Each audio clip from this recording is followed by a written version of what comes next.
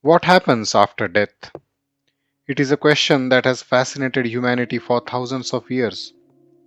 Long before philosophers debated it, long before scientists searched for answers, an 8-year-old boy walked into the abode of death itself, not to escape death, but to understand it. This is the extraordinary story of Nachiketa and the timeless wisdom of Katha Upanishad. Far across the sacred land of Bharata, where mighty rivers nourished kingdoms and the wisdom of Vedas echoed through ancient forests, lived a respected sage named Vajrashravas. Learned in the sacred scriptures and honored by king and tapasvis alike, he prepared to perform one of the greatest sacrifices known to the Vedic world.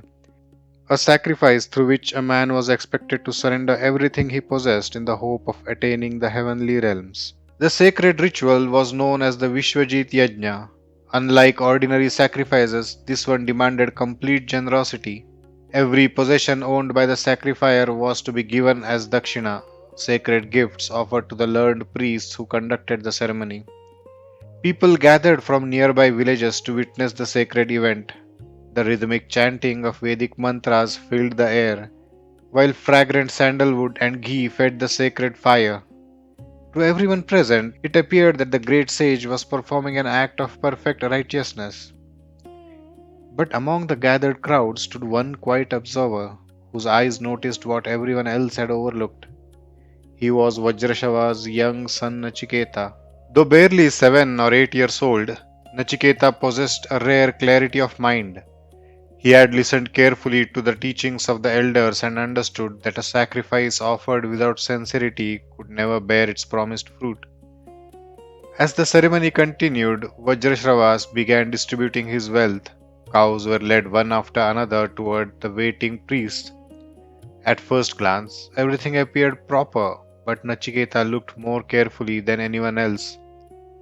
Some of the cows were healthy and strong, but many were old beyond their years. Their ribs showed through their skin. Their steps were slow and unsteady. They had long ceased to give milk, and even grazing had become difficult. The scriptures taught that a gift should be worthy of both the giver and the receiver. To offer something that had lost all value was not generosity, it was merely the appearance of one. Nachiketa understood this even as a child. He did not judge his father with pride or anger. Instead, his heart filled with concern. If the sacrifice remained incomplete, the very purpose for which it was performed would be lost. For several moments, the young boy remained silent. Respect for his father restrained him. Yet the voice of truth within him grew stronger with every passing moment. Finally, he stepped forward. There was no rebellion in his heart, no desire to embarrass his father before the gathered assembly. He wished only to protect the sanctity of the sacred sacrifice. Standing before his father with folded hands, the child spoke gently. "Father, to whom will you give me?" The question was simple, yet it echoed far beyond the sacrificial altar. Vajrashravas was occupied with the sacred ritual. Priests approached him one after another, accepting gifts and reciting blessings. The sage heard his son's voice, but he did not answer. Nachiketa did not mistake silence for refusal. Remaining humble, he waited a moment, and then asked once again, "Father, to whom will you give me?" Again, no reply came. The chanting continued, the sacred fire crackled. The assembly remained unaware that a single unanswered question was about to change history. For the third time, the boy spoke.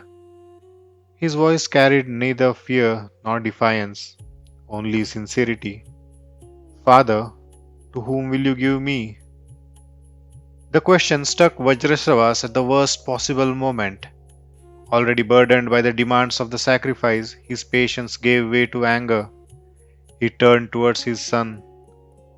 Words spoken in anger often outlive the anger itself, and in that single moment, Vajrashravas uttered words he would forever regret. To death I give you! The words echoed across the sacrificial ground. The chanting fell silent. Even the wind seemed to pause. Silence followed. Nachiketa did not weep. He did not protest. Instead, he reflected upon his father's words. A father's promise, especially one spoken during a sacred rite, cannot be treated lightly. The child understood the weight of Dharma better than many grown men. Nachiketa lowered his gaze for a moment. He thought not of himself, but of his father. Surely these harsh words had been spoken in a moment of anger. Yet, if they remained unfulfilled, the sacrifice itself would be stained. Then the young boy reflected upon the nature of life itself. Among many disciples, I am among the best, or at least not the worst. Why then has my father given me to death? What purpose will Yama have in receiving me? If my father has offered me to death, then perhaps there is a purpose I cannot yet see. His thoughts turned to the countless generations that had come before. Men were born, they lived, they passed away, and new generations arose in their place. Such was the eternal rhythm of the world. As the scriptures declared, like grain, human beings ripen and fall. Like grain, they are born again. His heart became steady, not because he desired death, but because he trusted Dharma more than fear. The gathered priests watched in silence. They had come to witness a great sacrifice. Instead, they were witnessing the greatness of a child.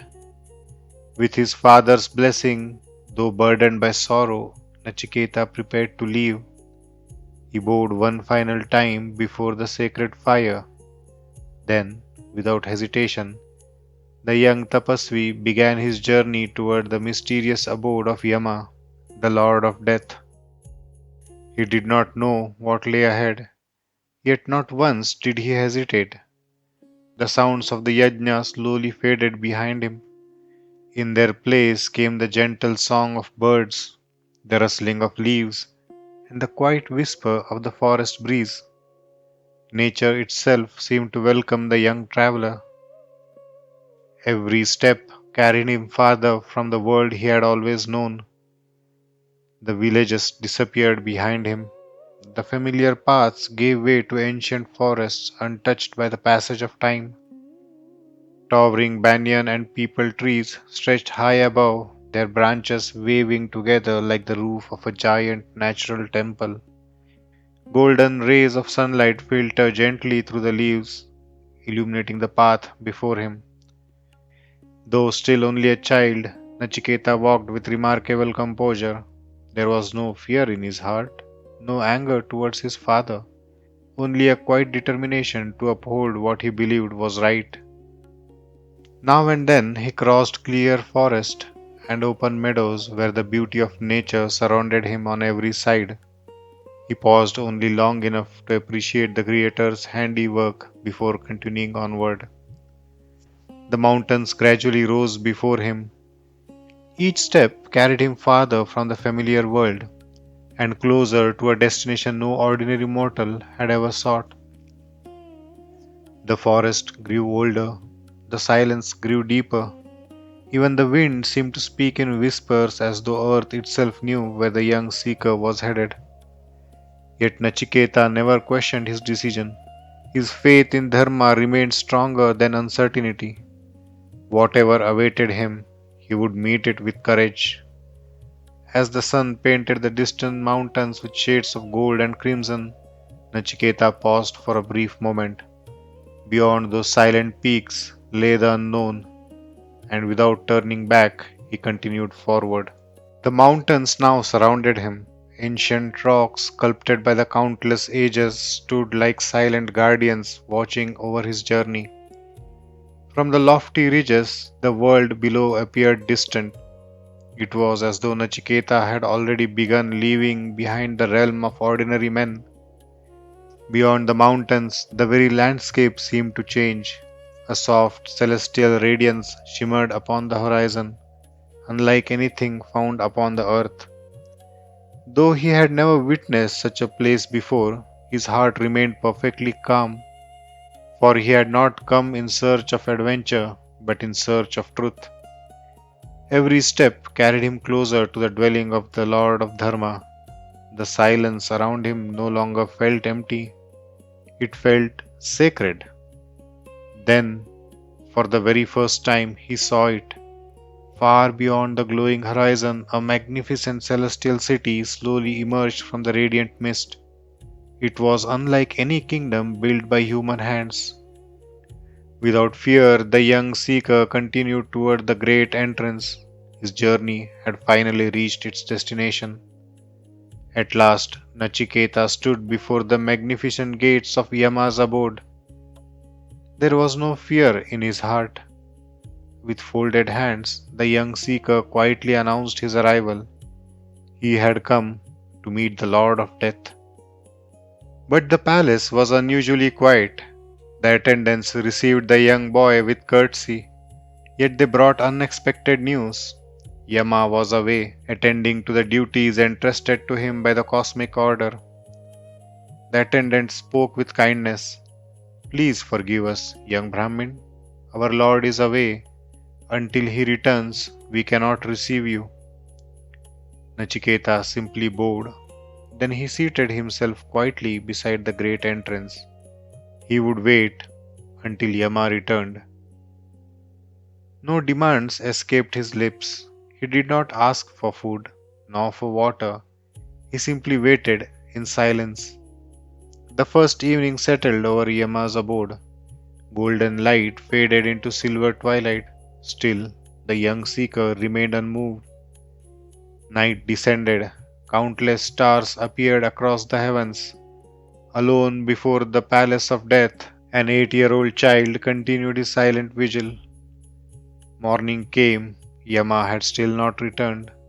The attendants once again approached the boy, but Nachiketa remained exactly where he had chosen to wait. The second day passed, then another evening arrived, yet the child neither complained nor lost his resolve.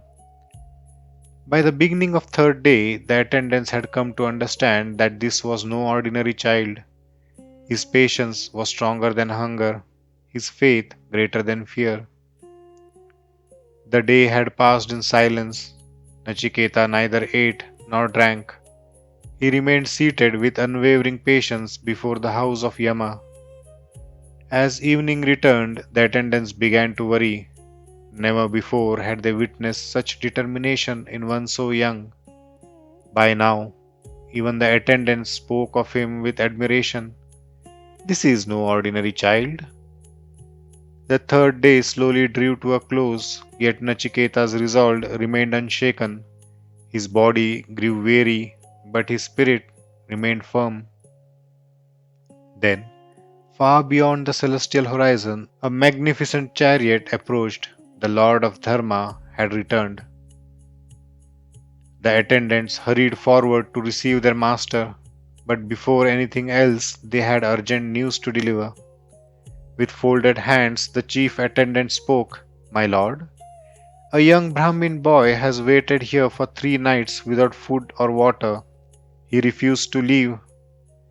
The attendant's word filled Yama with concern, for the scriptures declare that a guest, especially a Brahmin, must never be neglected. Realizing what had happened, Yama immediately walked towards the waiting child. Before him sat the young boy, exactly where he had waited for 3 days and 3 nights. Though weary from fasting, his face remained peaceful. To Yama, this was no ordinary child. This was an honored guest who had been neglected, and for that, the Lord of Dharma himself felt responsible. Yama spoke with kindness. O noble Brahmin, you have remained in my house unfed for 3 nights.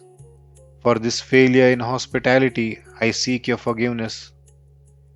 Then Yama himself offered the young seeker water to wash away the dust of his long journey. Only after honoring his guest could their conversation truly begin. With the duties of hospitality fulfilled, Yama welcomed the young Brahmin into his celestial abode. Together they entered the palace. Inside the great hall of Dharma, Yama turned toward the young seeker. My child, you waited in my house for 3 nights without food. To atone for my failure as a host, ask of me 3 boons. 1 boon for each night you waited. One of the greatest spiritual conversations in human history was about to begin. In the next episode, Nachiketa will ask for his first boon, learn the sacred fire sacrifice that leads to heaven, and then ask a question so profound that even Yama, the Lord of Death, will test him before revealing one of the greatest truths ever spoken. To know what happens next, please like this video, subscribe to the Tales of Sanatana, and press the bell icon so you never miss a new story from our ancient scriptures.